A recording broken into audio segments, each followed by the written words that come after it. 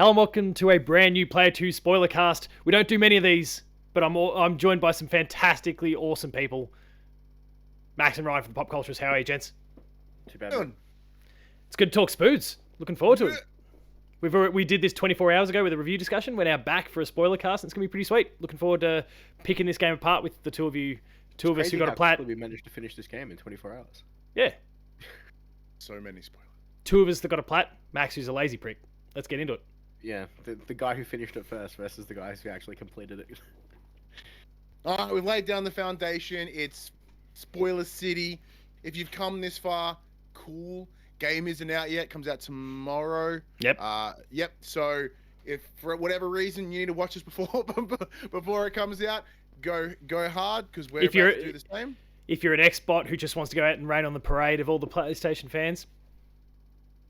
Yeah, that's actually a good point. It's just a bunch of Xbox fans watching this and then spoilering everyone else. That's absolutely what we're getting right now. Give me the views. I don't care. Give us the views. I'm happy to run with it. All right.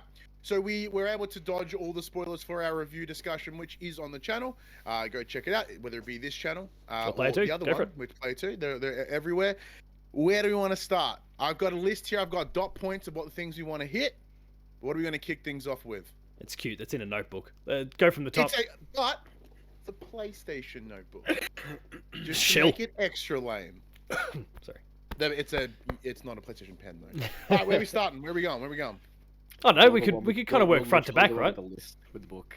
Well, all right, cool. Let's just get out of the fucking way. Venom.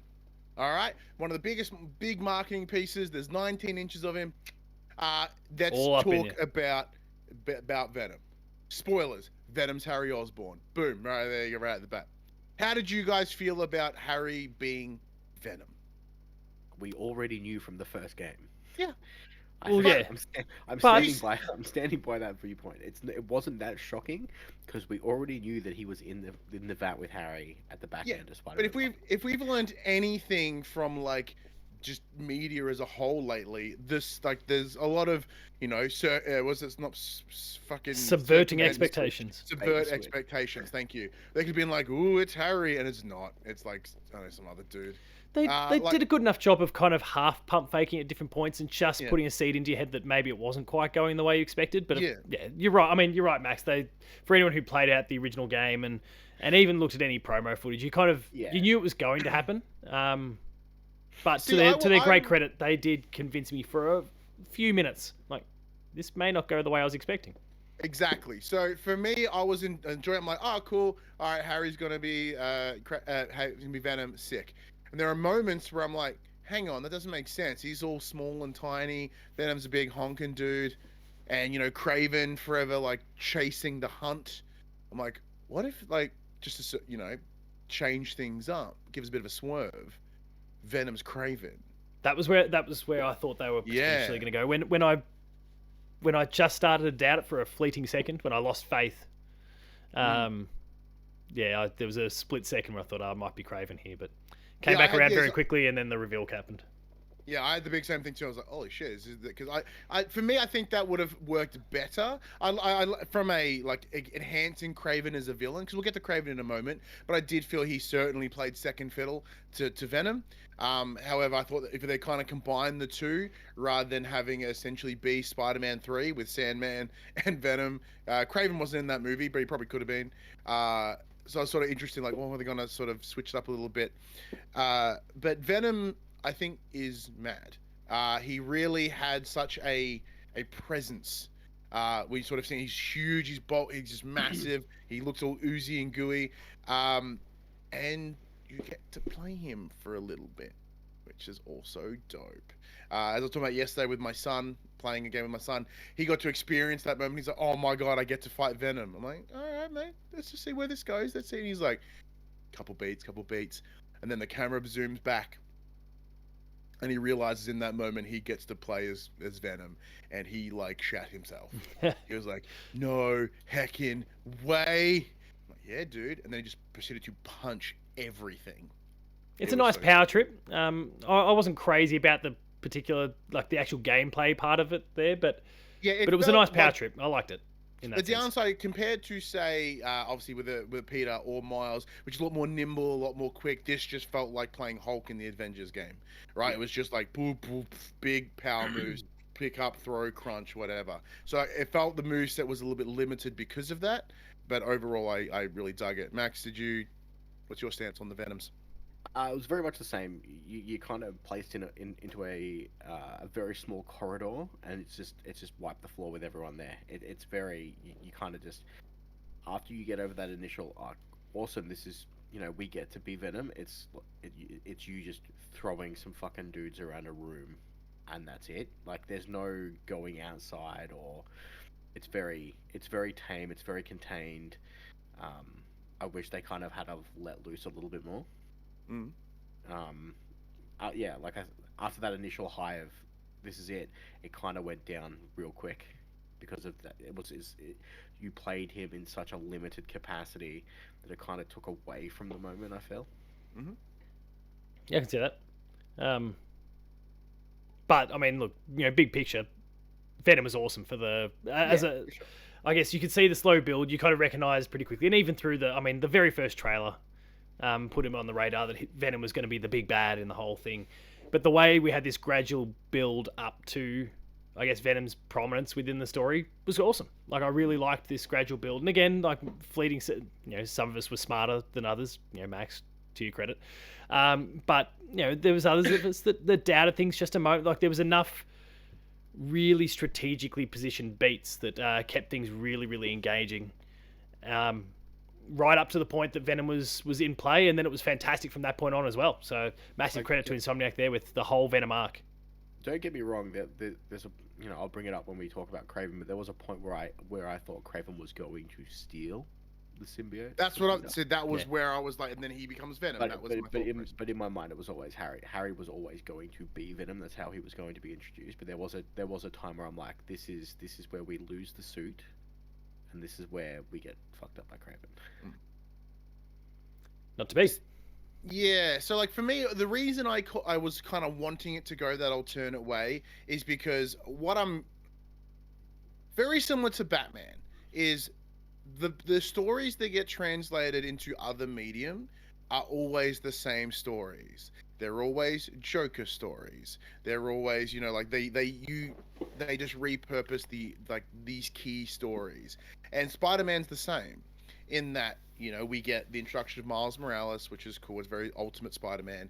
The first one, they kind of hint at the Sinister Six, which is a very common Spider-Man story. Here we get Venom, and next we're getting Green Goblin. So I was kind of wanting them to sort of really take it in a slightly different direction. They've already done that by not having it be Eddie Brock, but just going, if they gave it another little bit extra to sort of have that ultimate superpower villain combo, but just all the benefits of Kraven with the benefits of the symbiote or Venom, and that to me felt like next level stakes from a grander villain standpoint.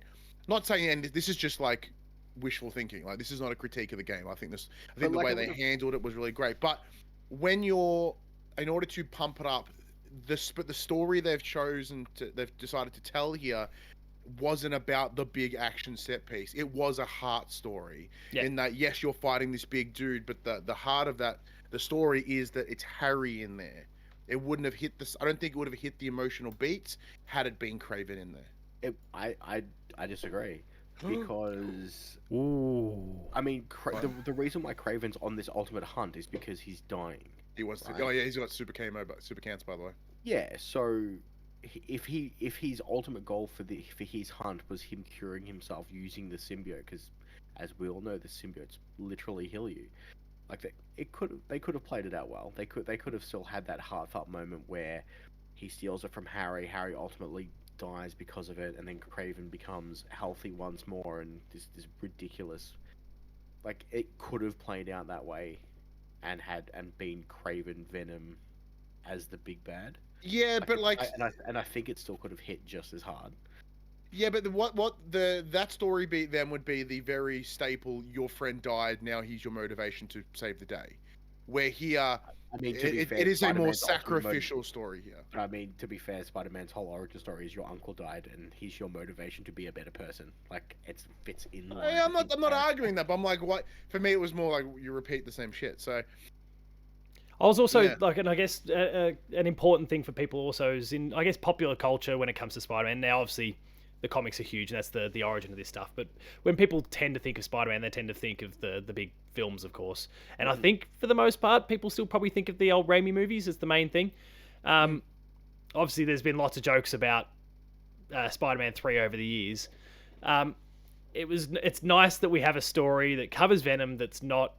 And Sandman, like it hits both of them, does it with respect, does it well. Yeah, it was the right sort of Venom depiction, and also the way Peter's effective. Of course, that is the meme-worthy part of Spider-Man 3 is the way that Peter portrays himself.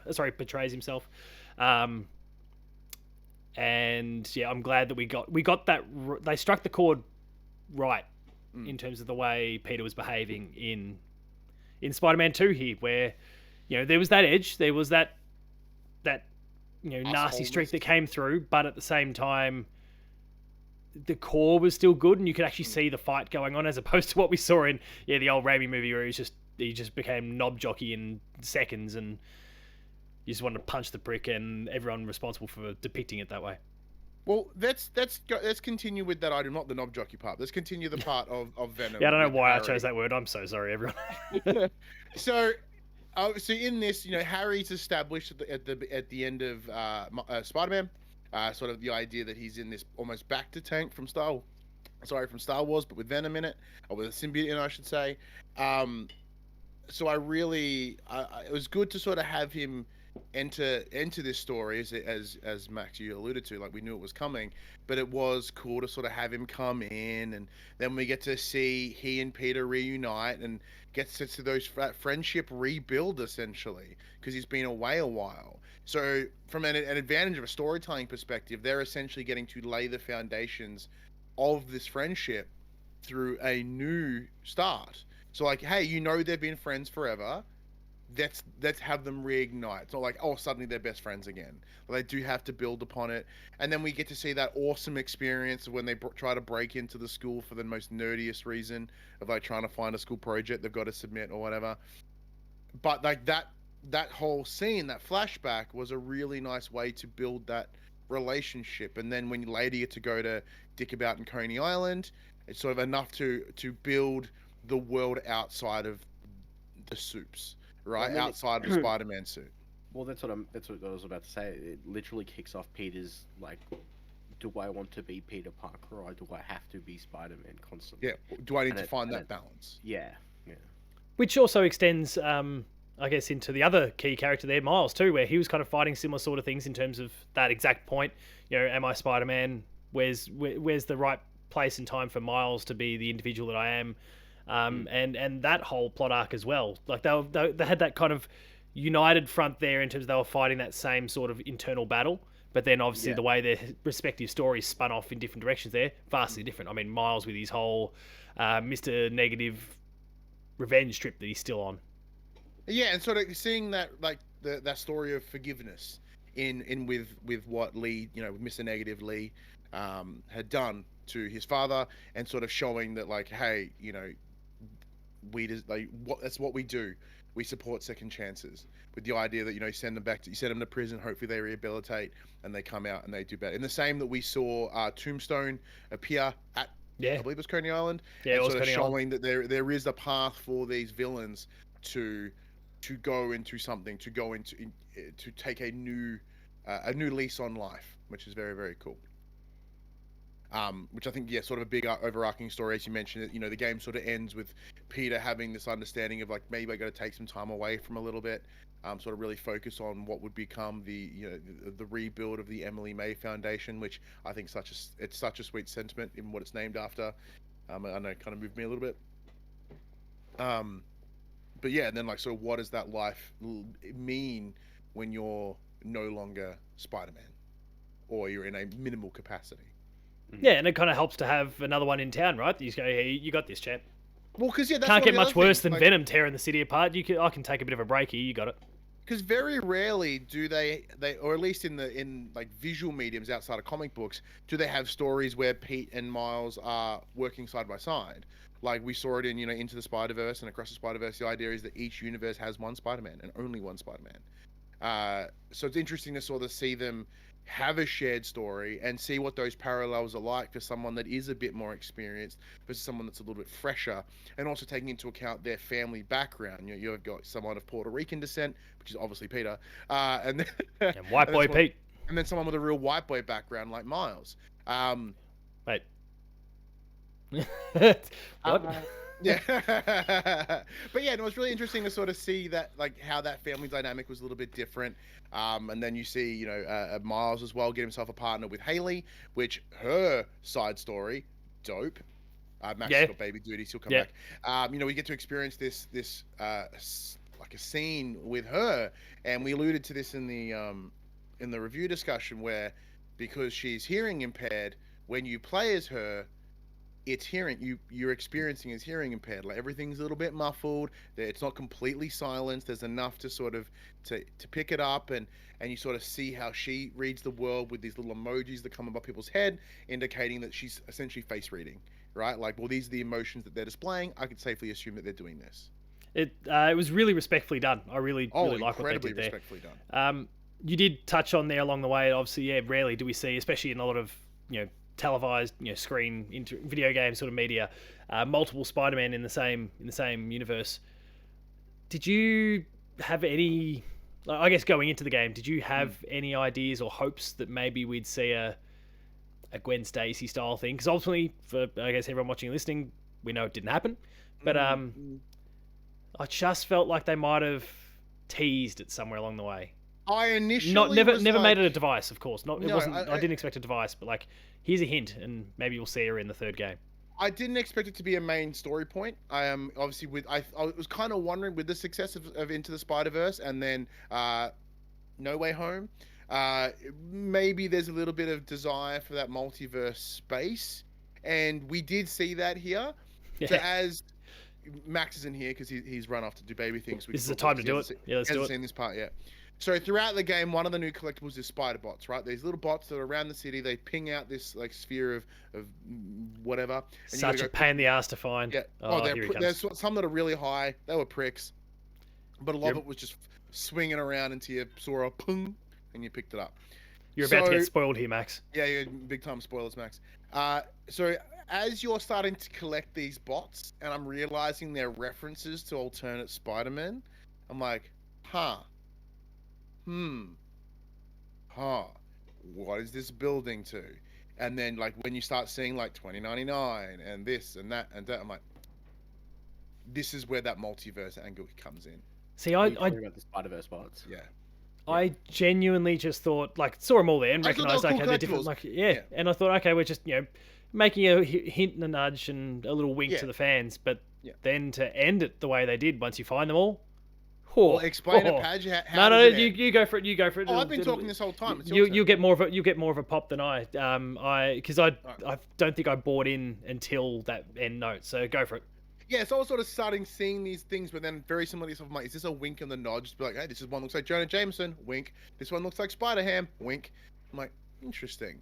And then when you collect them all, it's like, oh, there's, they're essentially laying out, there's this weird signal that something's hacking these bots, but we can't find out where it is. And so you end up to this alleyway, and then this portal opens up, and you look in, and it's like a bartender, but she looks like she's from Spider-Man on PlayStation 1, and it's real bizarre. And it's even running at like half frames, so it's all jittery, and she's all polygonal and shit. And she's all like, "Oh man, you can like make sure we don't, we can't let Miguel hear about which is Spider-Man 2099, who, if we establish in across the Spider-Verse, is the gatekeeper of the multiverse." To sort of go like, "Hey, we don't let him know that these things leaked. All right, let's just keep this shit under the house. But it's good to see him, man." Blah blah blah blah. So like they hint at some multiverse stuff. Like I don't think, from my memory of it, because it's been like near a week now, well, a couple of days since I like did that mission.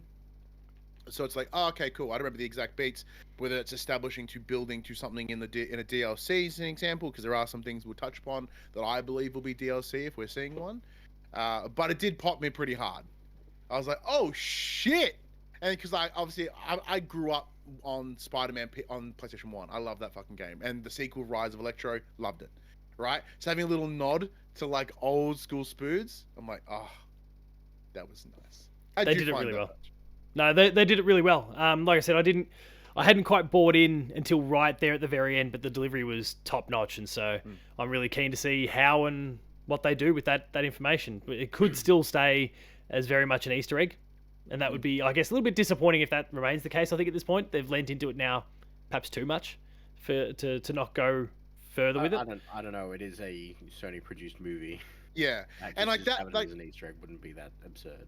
That is my only thing, unless they're finding a way to connect it, because we do know that even across the Spider-Verse, when they do go into that whatever the world is, when there's like 1,000 bajillion Spider-Man, like Marvel's Spider-Man PlayStation, he's there, he's in the background, like you see him, right? So you know he's the game is part of this massive Spider-Verse. So I guess it's a little wink and nod to that. I did very similar the way, I mentioned comments about how we're retreading old Spider-Man stories. It's like disappointing that like we have one new awesome Spider-Man story and we're retreading it here too. We did it in No Way Home. We did it Into the Spider-Verse. Like it's kind of like, does every story doesn't have to be these same spider beats, right? Spider beats, yeah. But it's that if it does spill into some DLC and like we get to kind of fuck around in some of these other spaces, that would be pretty cool too. Let's put on the table now, no Screwball in any DLC. Let's hit that on the head now. That Screwball from the DLC in the first game, die in a fire. That was awful.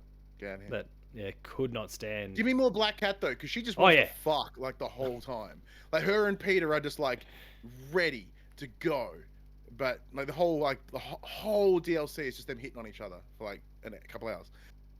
But speaking DLC.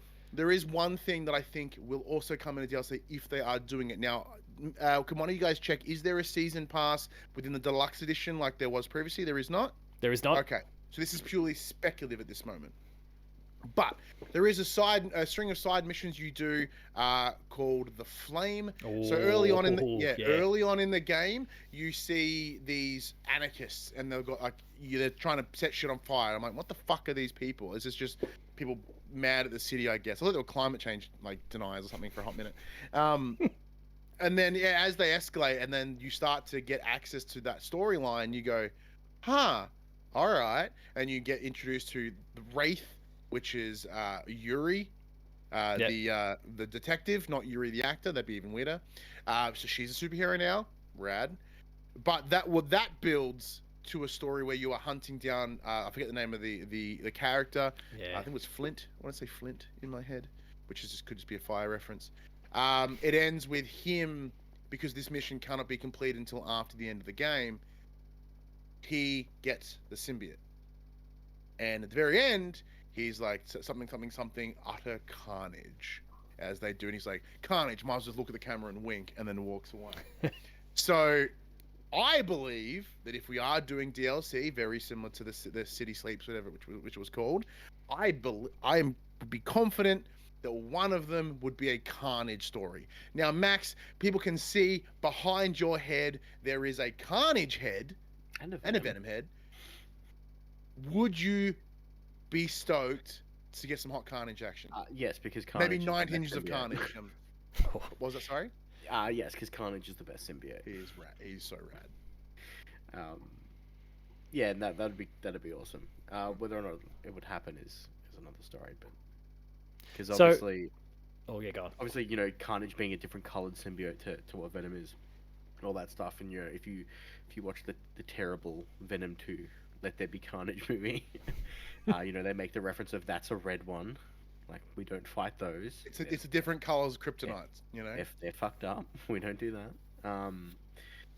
But yeah, it was interesting because it's not the only reference to another symbiote in this game. Continue. So go on, Max. It's not completely out of the possibility, but obviously, well, not obviously, but we also get introduced to Scream throughout the game. Yes. Which is when Venom infects MJ. Infects fucking everyone. Yeah. But then MJ gets. But no one else gets really cool. But no one else gets really cool names. Everyone's just symbiote person. But MJ becomes Scream. Nameless So- symbiote. Hey. So for those that may not know, is Scream like a comic book reference? Is it something that's known? Is it new for the game? No, Scream is a known symbiote, but I don't think Mary Jane's ever had the Scream symbiote from memory. So for those, because you seem to know your symbiotes, give us a little bit of Kinda- info on Scream if you can. Kind of. This is the one that I actually don't. Oh shit! All right, my bad. Not Not cutting that out. Yeah, yeah. To my knowledge, I don't think Scream's ever been attached to Mary Jane. But essentially, it just it has the same effect as the symbiote when it's attached to Peter. So she retreats into herself, has all those dark thoughts that she's obviously been. Oh, she's feeling, but brutal hasn't to Peter, she by just- the way. just comes to the forefront, and it's just she tears Peter a new one. Like, I had to sacrifice this and this and this because you choose to be Spider-Man and not Peter Parker. I have to look after your ass. You're broke. You're shit. I've got to do everything. Fuck you. My hair's awesomely long now. I'll fuck you up with it. I got claws. Like I'm living my best life. I'm going back to Mary Jane. Mary Jane sucks. So yeah, it was a good. It was a nice nod to having not just the one symbiote. But Yeah, it was all really well done.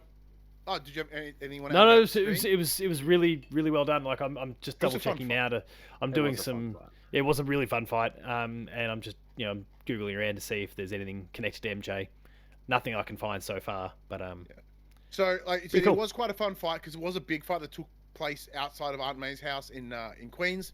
So, really sort of taking advantage of the extra space because there's no verticality. You can't just fling it up a building. So, it was very like to the ground, a lot of fisticuffs, a lot of ducking and weaving, and her just like slinging like brutal insults at you the whole time. Yeah. But you mentioned it's like not like it's another symbiote. What about a reference to another spider person, Mac? You'll have to remind me. In well, the end, before you do that, I just double checked. I got some information. Mary Jane Yes. has been the symbiote before. Has Oh, had there the you go. symbiote before in something called the Symbiote Saga, Oh yeah, it rings a bell. Never read it, but it rings a bell. becoming the Carnage Queen. Oh, She overwrote would the be symbiote's scary. obsession with chaos and converted Midtown High into a hive, creating increasingly sophisticated and powerful symbiote creatures. okay.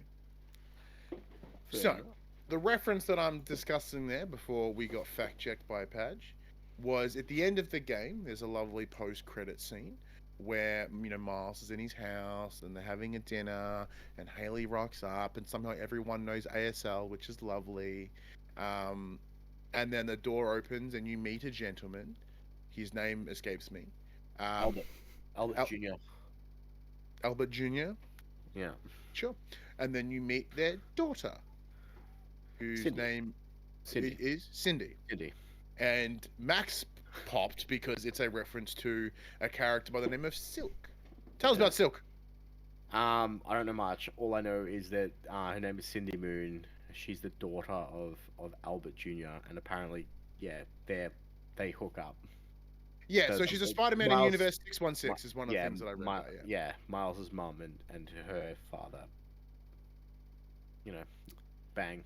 It's getting Smash. incestuous. Smash, It's get, yeah. we're all over the place now. Yeah, she's essentially just a female Spider-Man. She's just Yeah. another Spider person. So for that reason, like I would put that in that DLC escape as Yeah. well. Like I think they would treat that like a black cat almost in this example. Sort of have it come over here and I get a little side story with this character. I don't think it's enough to flesh out something within sort of the bigger story. Now we still haven't discussed Craven yet, but we'll come back because we're kind of on a roll at the moment. So speaking of things that may not be DLC but may be taking place in the next game, at the end of the game you get another end cut scene. It's a mid credit scene, I guess, in the MCU space. You get Norman Osborn, lovingly decked out in green. From a shot design perspective, he's surrounded in green. Like the Yeah. wall behind him's green, his shirt's green, his tie's green, and it's like when he's talking to an individual in a cell, which is Doc Ock, Dr. Octavius. Otto Octavius, and like he's sort of shrouded in like darkness and like lit very interestingly. He's shrouded in green, whole thing, and essentially like he's writing a book, and Norman Osborn's like, look, I want to fuck up Spider-Man. And Otto's like, yeah, sweet, me too. He's like, what are you writing there, mate? He's like, the final chapter. So there's your third in the Spider-Man trilogy, because everything's a trilogy. I'm also pretty sure he tells Norman Osborn to go fuck himself, and that he deserves all the misery he gets. Oh yeah, pretty much. Absolutely. I don't think it was like a complete buddy cop moment of. Yeah, like, they're not pairing up off the back of it. Yeah, it's like fuck you, but okay, let's be friends. I thought you were gonna bring up the scene where Harry's getting pushed into the ambulance, and Norman's like, "Get the fucking G serum." Yeah. Oh yeah, no. So that was when they're back at the hotel. Back at their house, in their penthouse. He's in a bed, looking all like that, the blonde chick out of Death Stranding, and they're like, it's like the symbiote. You can't get the symbiote back. Get me the G serum straight away. I am really keen to see Green Goblin. Once again, it is another tried and true Spider-Man villain. And we'll touch upon the other villains now once we finish up with Green Goblin, but. It makes sense in how they've written the story and what they're leading to. It is a little bit on the nose. Like, oh, it's Green Goblin again. But I kind of dig it because obviously with him and his glider, now we have like a jacked up traversal. That fight alone in my head seems really cool. Like great potential for a sweet fight. I think one of the main things about, and we've kind of seen hints of it now with this second game, is it's more about how they pair villains up more than who the villains are. Like, I don't care that, you know, we've been there and done that. I don't care that we've had both Venom and Sandman in the same pieces of fiction before. Like, it doesn't really matter. It's how they pair them up and the various other combinations and permutations around it. And I mean, we've rattled off a whole number of different villains here that could all, you know, just as easily feature in this third and maybe final game. And so I think it's really about the narrative they build and how they kind of make them intermingle that's more important. I don't care that Green Goblin's there because he's a cool character, it's really about what do they do with him. And, you know, going back to my point before about Venom himself and Peter once he's got the black suit on, like, how do you handle this? This is a trope that's been done before, fine. But how do you deliver it? And it's all about the delivery. And that's where, you know, they've really, and this goes back to our review discussion, they nailed the delivery of everything. So if they can get the right combination of villains together and then, you know, thread the needle with that story, then it's going to work. It doesn't matter who it is. Well, in that case, Max, how would you want to see them handle Green Goblin? I don't know. I think it depends on it depends on how hard they go on how it affects Harry's mindset. Because Harry, even whilst you know, infected with the symbiote suit, he was still, I want to save the world. Like that was still his world. Heal the world. Yeah, heal the world. I want to heal the world. That was their whole shtick with the Aunt May Foundation. And even when he fully became Venom, he was still, I want to heal the world. Come and heal the world with me. This is the way I can take away everyone's pain. If I make everyone like, obviously corrupted a bit, but you know, path to good intention. I think you've brought up an interesting thing that I initially hadn't considered. Will he still be, you know, will he be the good guy Harry Osborn helping out because he now has these Green Goblin abilities, or will they not use Harry Osborn as a Green Goblin at all, and will Norman be the one who's just on this vengeance rampage? Like, way, it depends on which way they go. I would prefer the Harry route to the Norman route. I think the Norman route's been played out at this point. But I think him giving it to Harry, using that to heal Harry, and then Harry still trying to fulfill his dream of healing the world, I think that could be a really cool story that gets told. I initially, my original thought was that it would be Norman, because that's the standard. Norman Osborn is Green Goblin. However, you brought up a good point, because essentially, from recollection, the Hobgoblin is commonly Harry. And obviously Harry already being a key villain in this one, it seemed a little bit weird if they retrace that and sort of watching because Norman is involved in the game, and we see the second one, and we see the beginnings of him getting like stressed out, maybe not heading into the chaotic space that BPD, bipolar, dissociative sort of identity disorder that we sort of see with Green Goblin. Like we're not seeing that entirely, but once again, if there is DLC, it can sort of hint at those things. It's like there's reports that Norman Osborn's fucking bonkers and he's doing a bunch of bonker shit. You punched that guy. Yeah, he punched that guy in the real hard in the face. It's so that's what I was kind of thinking. But like having Green Goblin and Hobgoblin might be a little bit too similar for like the villains of that. But we saw three, actually like we saw a stack of villains in this game. There was a lot of villains here. A lot of villains, a lot of dead villains, by the way. Which interestingly, they just wiped. They went dark. Alluded to it in the review discussion. They went dark. They bumped a bunch of them off. So if we think about what could happen in the sequel, like we're looking at the villains we have now. Obviously, we have Kraven in here, and we'll touch upon Kraven now. So Kraven was alluded to as essentially the big bad alongside Venom. Not sure which one would be the final. Turns out Venom's the final because he chomps the face off of Kraven. Kraven essentially filled the role of Sable from Marvel Spider-Man 1. Yeah. Like it was really bizarre. He was a transitional villain. He was a means to an end. Yeah. From what we saw in like early trailers and whatnot, it definitely did feel like he was going to be like the bad guy, and then he just turned into essentially what Sable was in the first game. Mm-hmm. His cronies would just fucking show up randomly, fuck shit up, and then leave, and then you had to clear out their encampments instead of clearing out Sable bases. So yeah. So for me, that was a little bit of because like I felt that they really set him up to be something cool and something larger than life. And I like how sort of as you go through all these hunter bases and hunter missions, they build on his family and what hunting means to them as a family. Once again, reiterating that overall arching theme, family, not quite a Fast and the Furious sort of way. But there is still a focus on family. But yeah, as you mentioned, a bunch of villains just straight up fucking die. Scorpion's dead. Vulture's dead. Vulture's dead. Kraven. Shocker's dead, or is Electro? It was Shocker. Electro. It was Electro. Yeah, he dead. Like they just start like wiping the fucking floor with villains. So like in order, I think it's a really good way to sort of show the stakes of Kraven. He comes in and he's just killing dudes. Because I'm sitting there, I remember when I was playing going,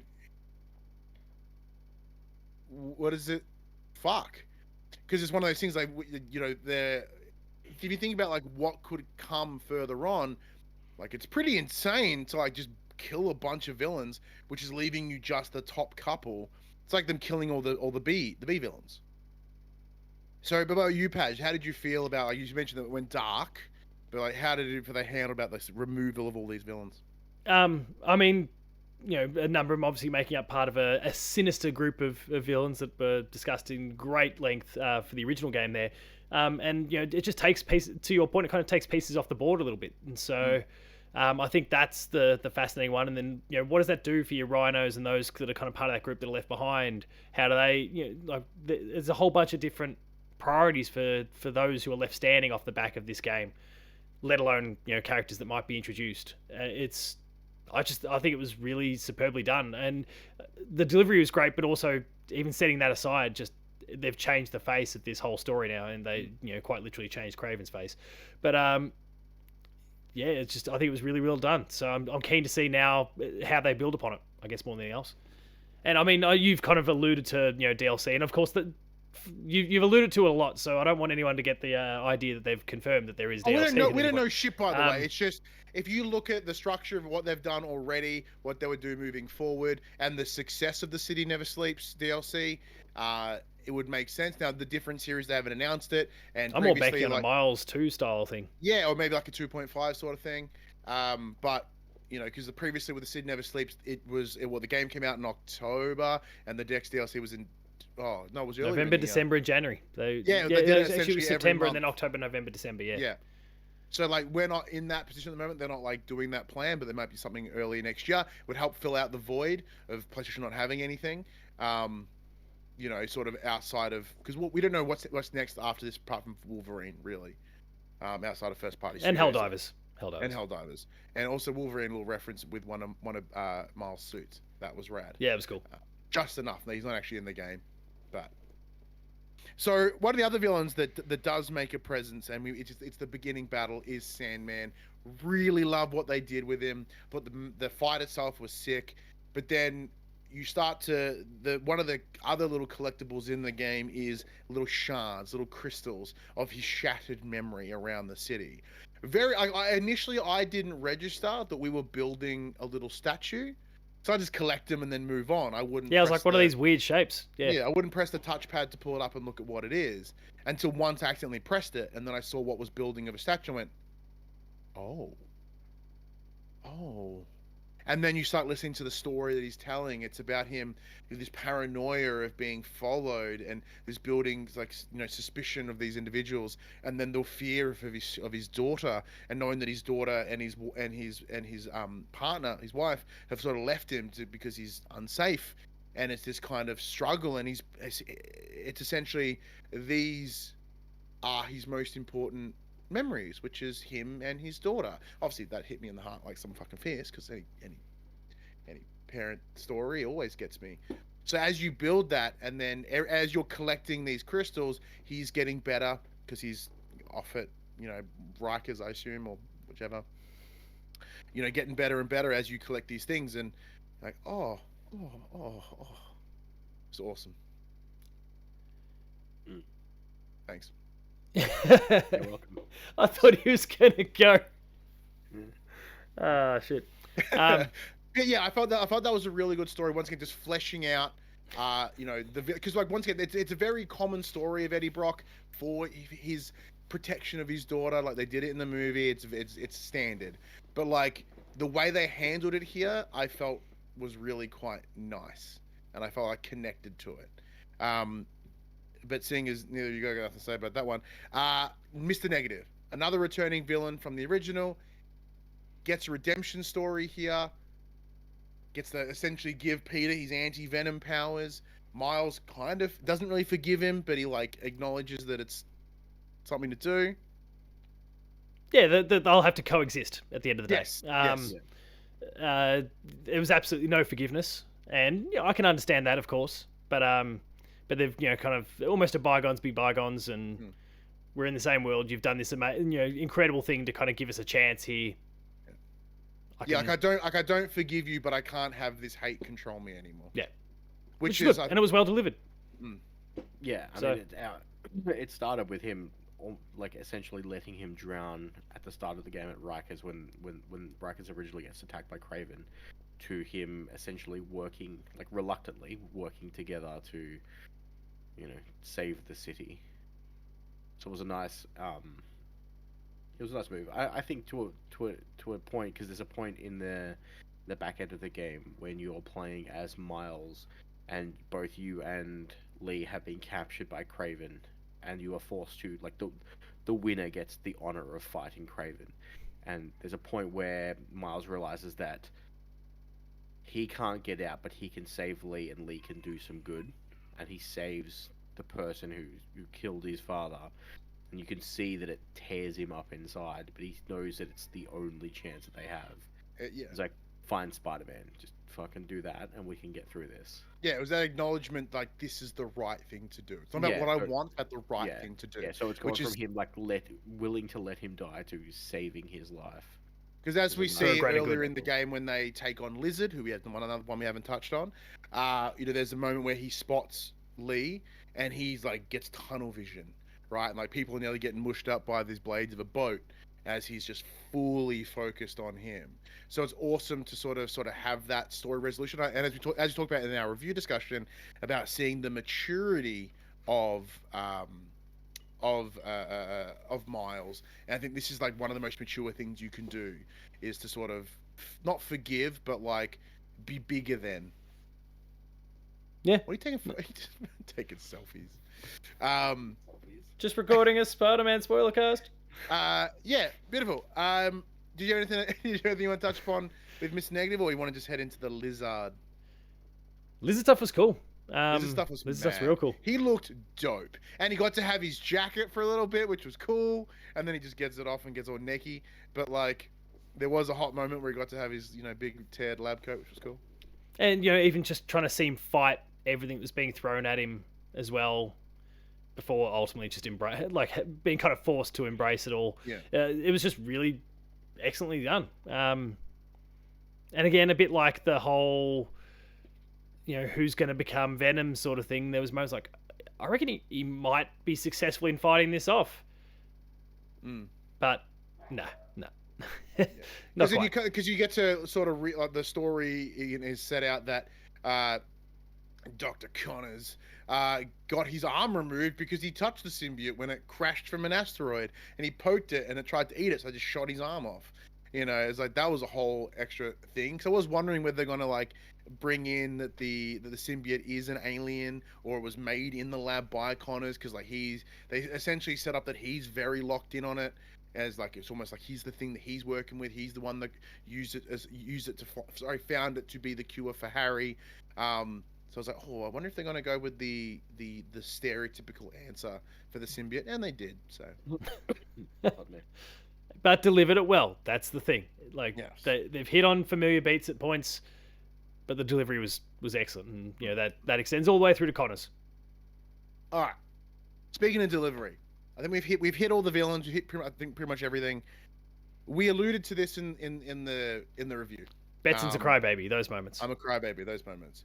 So there are a couple of stories here, story beats, that I think were fucking incredible. They're even more optional than the side things you were talking about. These are all, and several of these are linked through the Friendly Neighborhood Spider-Man app.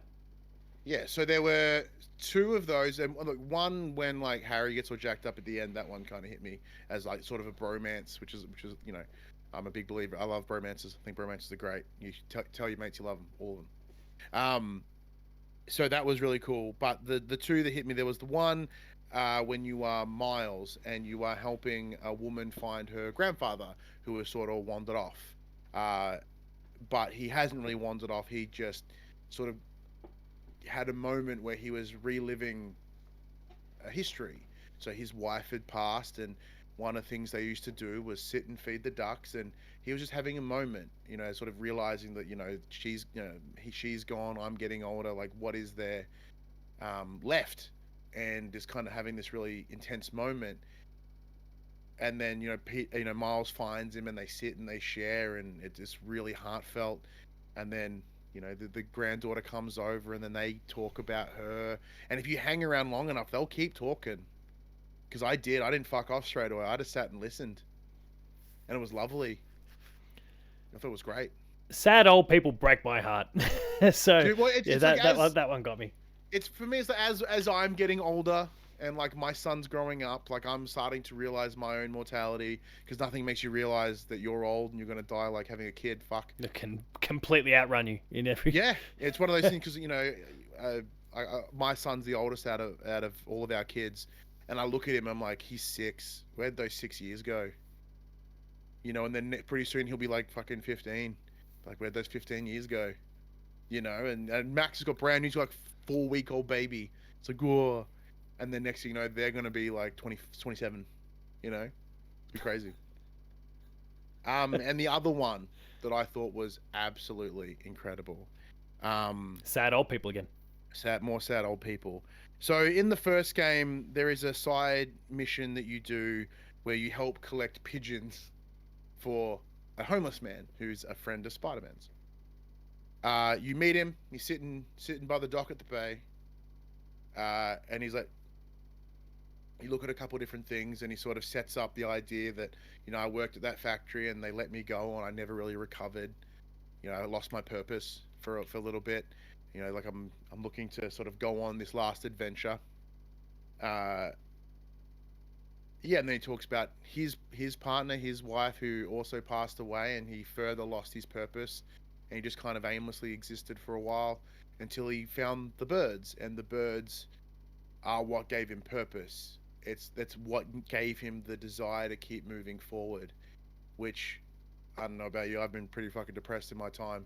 So like, for me, I was always looking for that purpose. Like, what's that thing to keep shit going forward? So that kind of resonated really hard, but thankfully for me, it's my son, so it's super easy. But part of that mission, of that story, is he goes, look, I take my birds somewhere, put them somewhere nice. And then as you're as you fly across and you get to the music. Oh, the music that's playing as you're doing it is just beautiful and sets the tone. It's like one of the only major uses of licensed music in the game, but it hits. It's very similar. Think about how, like, once again, another Death Stranding reference. It's super weird.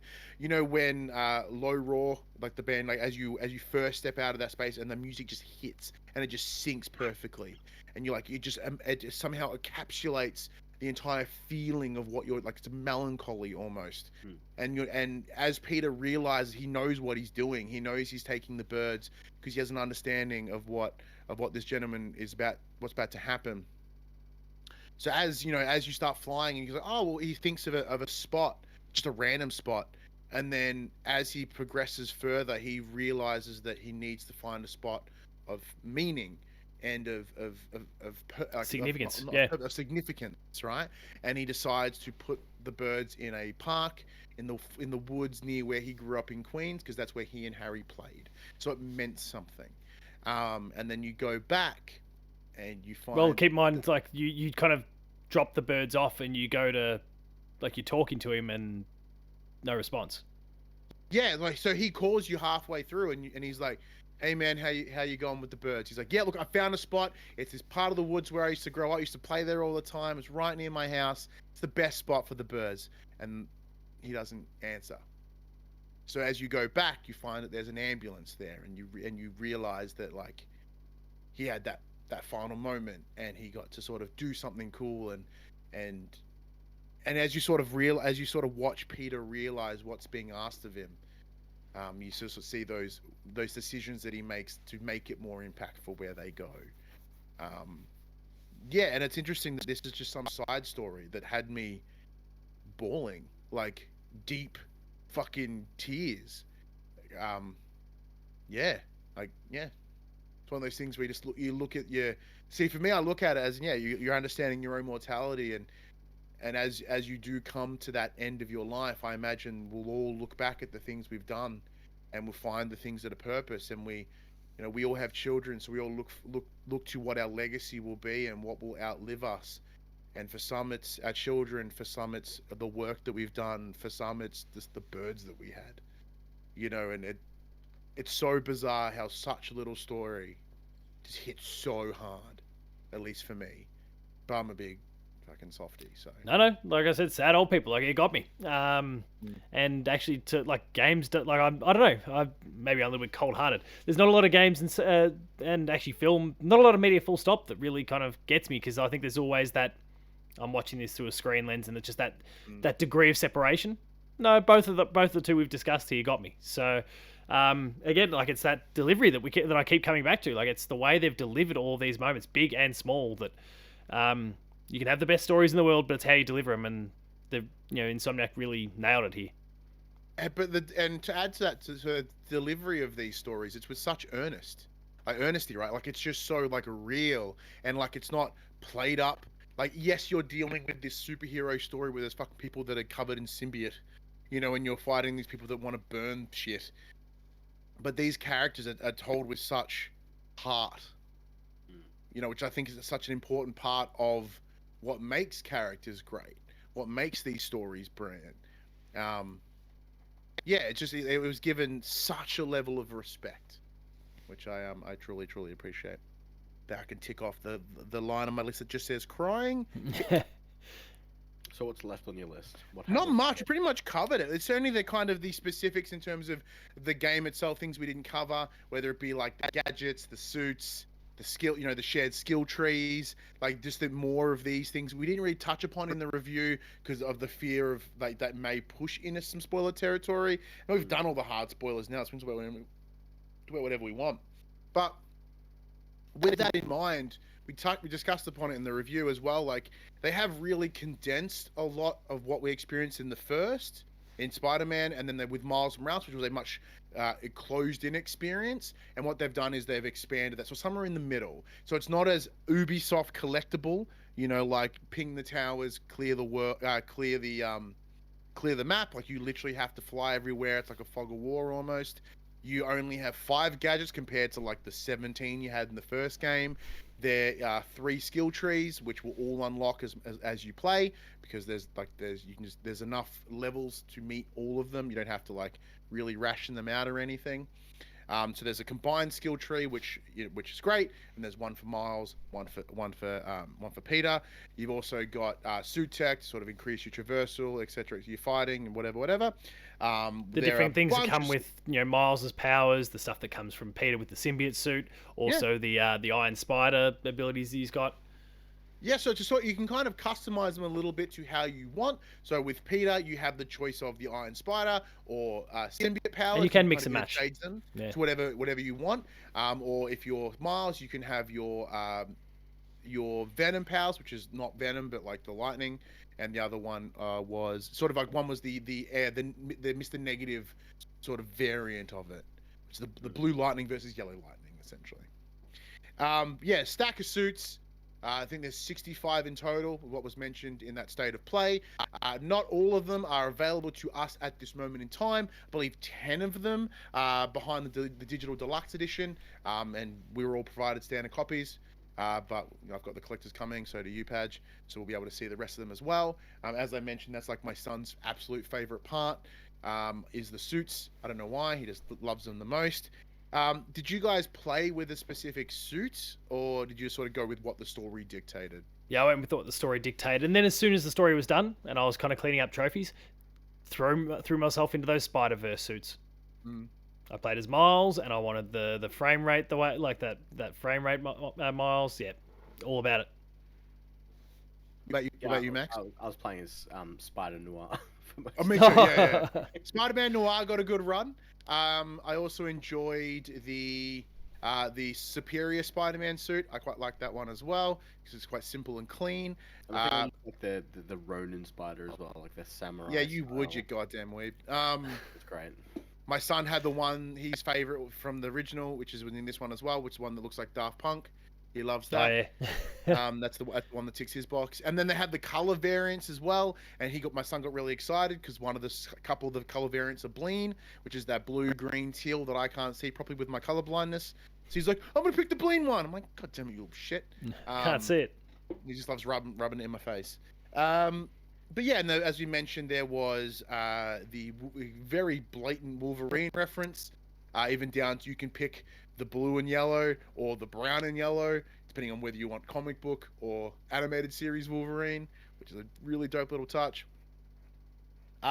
It would have been cool if Wolverine was a reference in this game overall. I'm glad it wasn't. No, I'm glad it wasn't. But I'm glad it wasn't. I kind of want them to exist in different universes. Oh no, they're coming together. Like Spider-Man 3 reckon? rolls along and Wolverine, there'll be some touches there, I'm sure. But I want Wolverine to establish itself first before it intermingles. I don't want it to kind of be what we've seen from so much of the MCU stuff. Like, look, teasing this character, they're getting a new movie soon. Like, let's just, we know the game exists already. Let it stand on its own 2 feet, and then potentially bleed in later or something like that. Yeah, because like Fantastic Four, which there is a Fantastic Four suit in the first round, but it's more of a novelty suit. But like in here, one of the top of the buildings is like they're clearly painting the building to become the Fantastic Four building. There's Avengers Tower, so there are hints, obviously the Sanctum Sanctorum. Like there are nods to a greater than the Spider-Man universe or more of a Marvel collective. But yeah, you didn't end up at Charles Xavier's school or nothing, so there's no hints of Wolverine in that way. Is there anything that we haven't touched upon that would be deemed a spoiler as we wrap up our chats on Spider-Man 2? Not that I can think. Yeah, nothing's springing to mind. So now that you can just unleash your full thoughts with no fear of what you say, would you want to sort of reiterate your overall thoughts in the game now that you can just fucking go ham, spider ham even? I mean, I'm just keen to see, like, the patches have started rolling out already since the review embargo to fix some stuff up. I'm keen to jump in and check. Yeah, as of today, like the Atmos support came up, which is perfect because obviously I've got a lovely Atmos setup. I cannot wait to see how that sounds because as your shit comes over your head and fucking shit goes over you, I can't wait.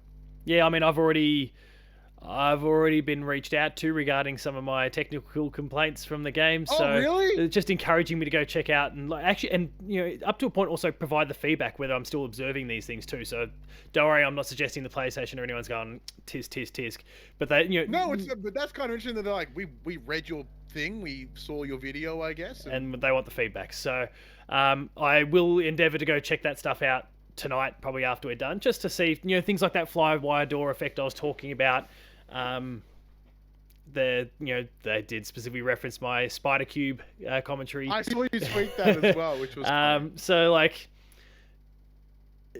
they're there, so I'm hoping to see they won't. Obviously they're mindful of the fact that it's probably going to be pretty hard to replicate the cube thing again, but we'll see what I can do. Yeah, because there was I remember whether it may have been Miles, or maybe, like there were ways you could like ping it, so you could be like a lamppost, you could be snow, you could sort of. He just crashed. In Miles Morales, he just crashed into shit, and like suddenly he became whatever, which was cool. I'm all about it.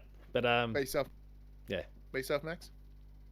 No, I mean my thoughts are pretty much the same. The game's fantastic. They improved upon the first one in such a way that it increased the enjoyability of the second one.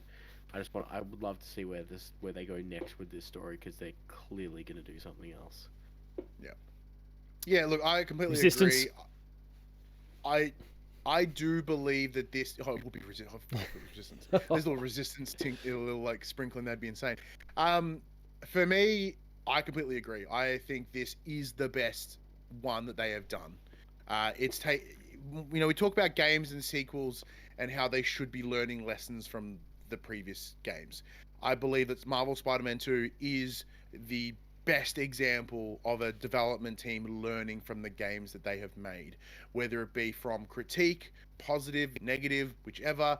They have gone, all right, well, they've learned and they've delivered a better experience because of it. They took that criticism of the bloat in some of the collectibles from the first, reduced it in Miles, realized that was probably a little bit too restricted, bumped it up a little bit here to find a really happy medium. They found a way to make the traverse, which was already brilliant, even better again. They've made the gadgets more streamlined, better. They've kind of added to the story. They've really fleshed out this world, this universe. They found ways to make you like feel shit. Like, not that I didn't feel anything in the first game, but like they really push through that theme of heart and family and grieving and forgiveness, which are all these human experiences that we have. So even then you're in a world of superhuman characters, they really choose to focus on the humanity part, which is important, because that is what makes good character. That is what makes good story. You can create the most insane stories in the world, but if you can't connect, if they can't resonate, if you can't have this feeling from these people, then what the fuck are you doing?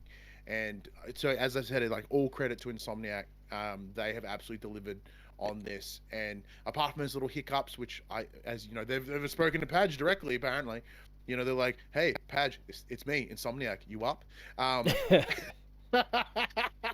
The studio is a collective. It's Brian Intihar slipping into my DMs. But yeah, like, I believe that we come the next couple of days, tomorrow when this goes up, when the game comes out, we do hope a lot of these are fixed. There are further updates planned, so if there are little hiccups, they are on their way of getting resolved. New patch, who dis? Yeah. There's a lot to look forward to in this game, and I reiterate my point that it is an absolute must play.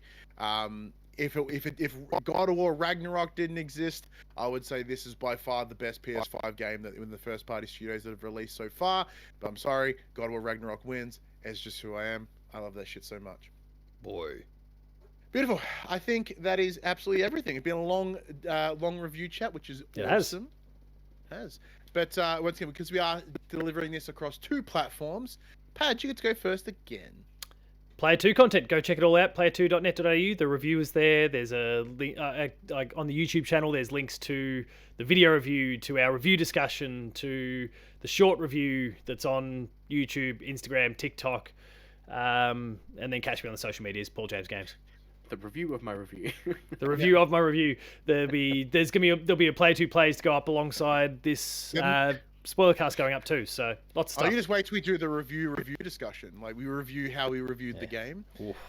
We get real meta. Oof. But yes, so you can follow Max and myself on social medias. I'm at HaggardMC, HAGGARDMC. He is at BPossessed, which is BEPOSSESSED101. I had to read it off the screen because that's way too many letters, Max. Get a smaller handle. It's true. It's also above his head if you're interested. But of course, if you enjoyed what we had to say here, please be sure to check out our weekly PlayStation podcast. It's called For the Players, the Pop Seed PlayStation podcast, every Monday morning, Australian Eastern Time. That's 8 a.m. on the podcast services, 9 a.m. on the YouTubes. Think about it like a night show of PlayStation podcast. It's informative, it's fun, it's hot and it's sweaty. It's hot, it's sweaty. You've got two guys that have been doing this, well, at least one of us have been doing about a decade. Like, we don't just, enjoy talking PlayStation. We know PlayStation. We get PlayStation. It is unquestionably one of the best places to hear about PlayStation in Australia. We'd love you to check it out more. It's on this YouTube channel. It's on your podcast services if you are already there.